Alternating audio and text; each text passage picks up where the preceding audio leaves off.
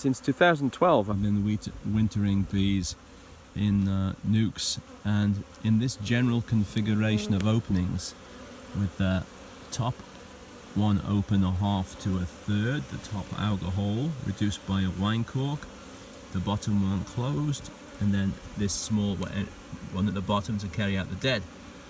And that's been working pretty well, but I've been thinking, well, would they benefit more by having this hole closed off and that hole partly open?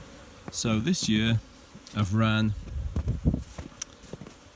in this apiary, I've got 12 in that configuration I just described, with this one open part way and that one closed off.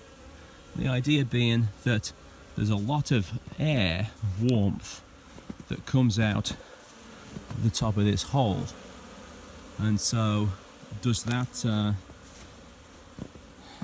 is that air, obviously it's heat, is that heat costing me unnecessary stores of honey that are best off used by bees for raising brood in the spring, or is it performing a ventilation function? And early on I used to think that the ventilation function, people made a big deal about that, and I'm coming more to think that insulation is better and that bees can actually ventilate the hives themselves if they have enough an open space to do it. So I don't know, we're going to find out. I've got 12 in one configuration and 12 in the other, and the measure I'm going to use is I'm going to see if the survival numbers are comparable, and also how much weight they've used. I weighed everything before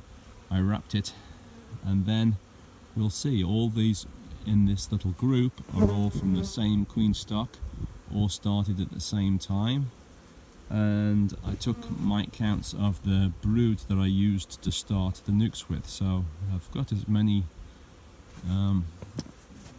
measures as I can think of. I mean, clearly it's not going to be a pure scientific experiment, but 12 of each should give me a rough idea. I'll leave the hard work to the scientists. I prefer to call this a trial.